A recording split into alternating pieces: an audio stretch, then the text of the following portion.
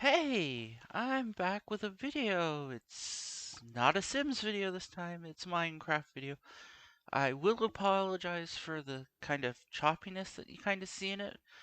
OBS and Minecraft don't necessarily work well together, and my Minecraft typically runs at about 30 frames per second, even though most of my other games, which are more graphic intensive, run fine. So here we're flying over to one of my first builds I'm going to be showing off. This is my Prison Island mini mob farm.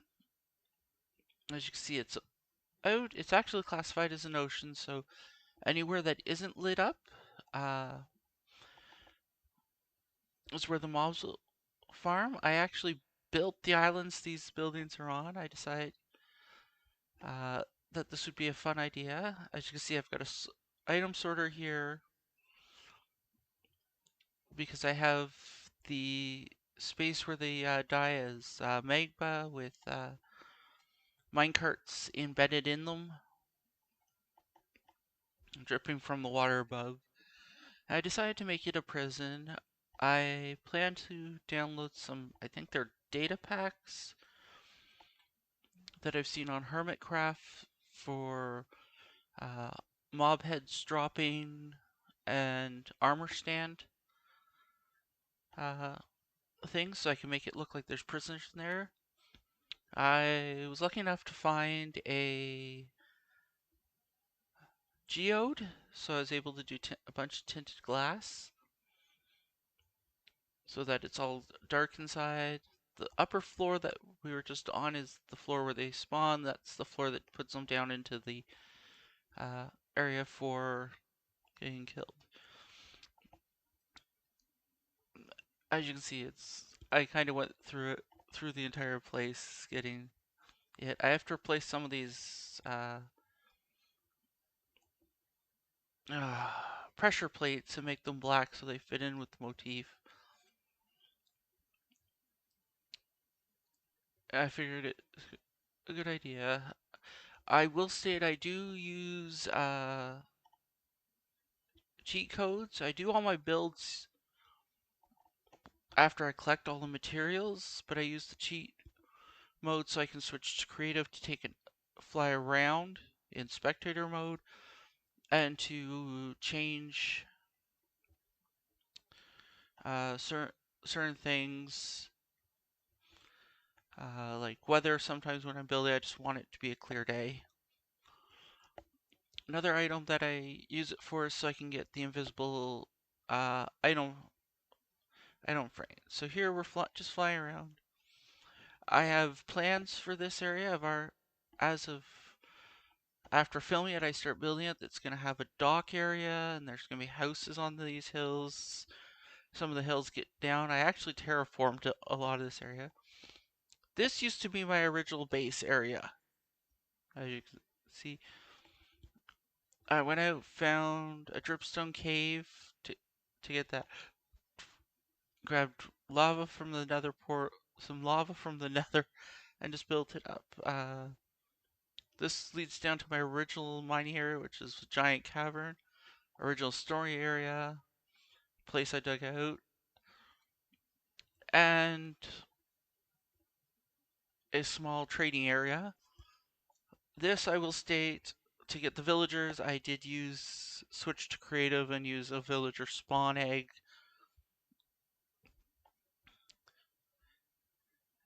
just because the nearest village, when I went to go see if I can get any villagers, they were all dead.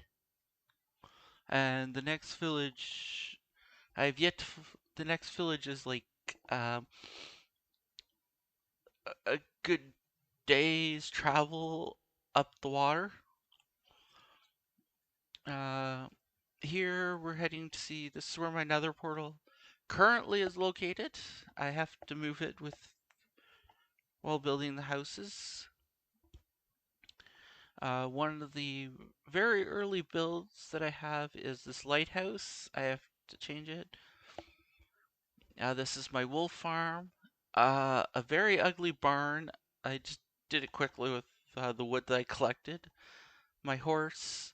I found the gold armor at over in the village. I have a bee right there, and then this is the start of my main farm. This is a small farmhouse off to the side. As you can see, I've got armor stands because that's where I want to have people put like armor stands. So it's just a small little farm area. The typical trapdoor with hoppers at the end. This pink area off to the other side here is my tree farm, its current location. That's my iron farm.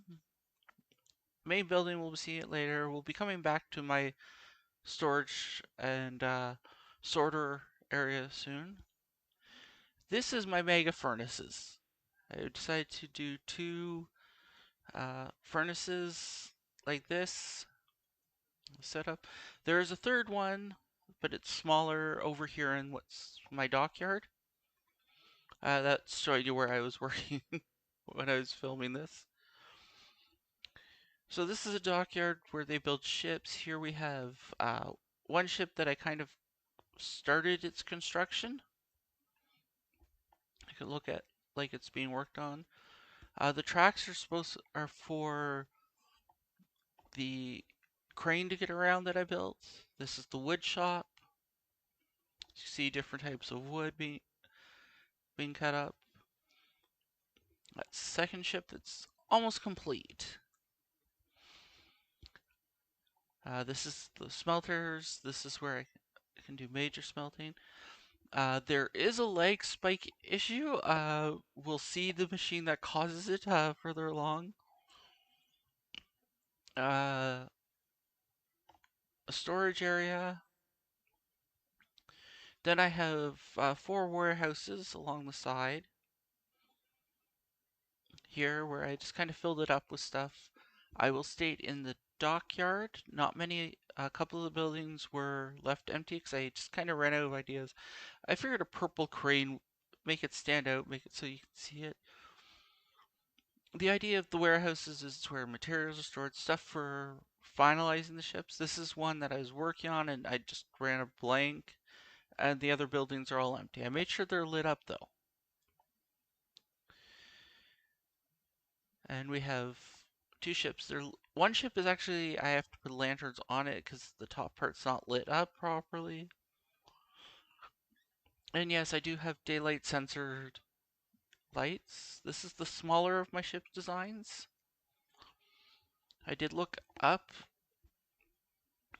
some ship templates, but I kind of used them more as a reference and just kind of built my own.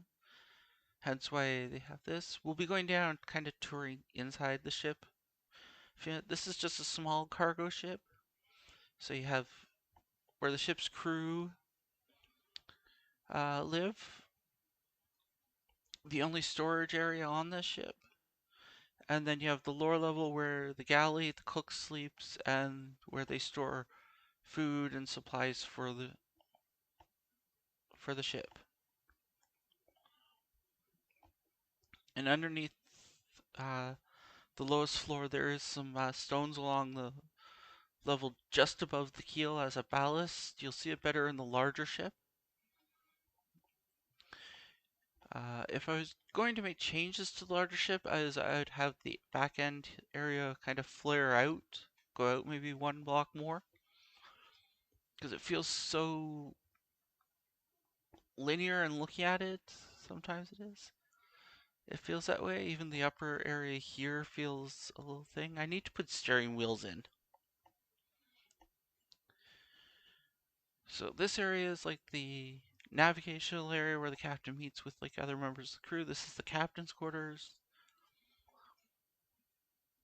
This is an overall map of the area. You'll see uh, 2 maps when we get into the main building. They'll give you a better idea of what I've done. So this ship has about 4 cargo hold areas. They're all at the front, and most of the crew stays in the back with lounges, the galley, and all that. And then down on the lowest floor, this is where they store their water. And you can see I put stones to represent the ballast to keep the ship upright. So from here, I believe we fly to my deep mine. I have to build stuff up around it. And originally I thought, while checking it on, what's the website? Chunkbase, I believe, it said it was a slime chunk, but as I was getting down to where they should start spawning, none spawned at all. So I think I had the wrong chunk. But I decided to turn it into a deep mine, going down. We're not to bedrock yet, but that's where I will go to do a lot of my mining now, especially for deep slate and that. My nether portal luck had the worst spawn. I'm not showing the nether because, well, that's just a disaster right now. It's one of the future projects. I spawned in a basalt delta, which makes getting some stuff easier, and trying to find everything else has been a pain, because also I'm literally have a drop on one side and have to dig into the rest. So this is the storage hall. This is a shortened version. It used to be a lot longer with an item sorter up here, but I decided to move it down. That's how I get stuff in there. The switch is to turn off the hopper, so when I break the shulker box, it falls in and I can get it without it going into our sorting system. I plan to make this area bigger. It's a 64 by 64 block wide area, 17 blocks high. I plan to add a second one of these, but it's going to be divided into 2 levels each. This is a slime. These 2 are our slime chunks. So I decided to make them into a slime farm.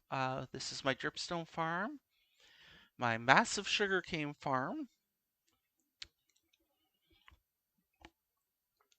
Underneath the carpet, as you'll see, is glow stone, so I can light up a bit better. This is the lag machine. This is my huge kelp farm, and they're all connected. Then I have a pumpkin farm in yellow, orange, a melon shop in green. I cut out me taking it out and then crafting a bunch of melons. And last is a vine farm. Along the wall lists the other farms I need. I have to put in some animal crushers and a few other major farms that I need to put in that I can automate, such as a wolf farm so I don't have to go over and shear those sheep all the time. This is the main castle. I'm still working on figuring out how to change it. And then I have this giant building in here. I plan to take this building out eventually and kind of put in some smaller stuff you should find in a fort. It's my main house right now. I'm lucky I have a silk touch pickaxe so I can go through and break the glass and not lose anything. And sometimes I have issues getting down trapdoors. So the idea of the building is this is the kitchen area. This is a main living space going up. This is my dog Teddy Bear, named after my first dog I ever had. This is the upstairs. This is the cat Beast, named after my best friend's cat. Here are the 2 maps I was talking about. The first map here, I locked on January 10th, and you can see what was done as of that date. This next map will be locked as of February 10th, showing all the work and work in progress that it it has, and I will make copies of the maps before I lock it, so that I can track what the progress is going on. This is my main enchanting room with my things to do book, which is empty. I have to go through and write out what my plans are. As you can saw on the map, there were another bridge structure further over. We're going to see that after we see this giant tower I built, which is completely empty on the inside. The floor is not done. I decided I wanted to have it kind of a circular domes on the first 2 floors as you go up. So I kind of achieved that objective. It's mainly used as a launching pad when I'm using my Elytra. So here we are going over to where the old bridges are. I used to have 2 others where the 2 bridges that you see that we did cross over and all that.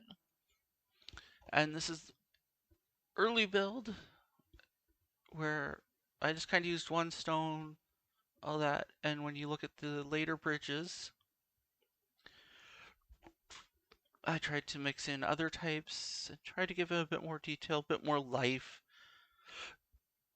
and a bit more structure to it instead of just being a straight line. These ones are, the newer bridges are easier to take a boat under.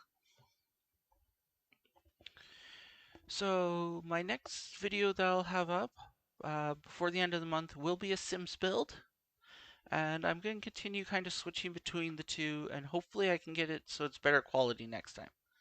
So I'll see ya.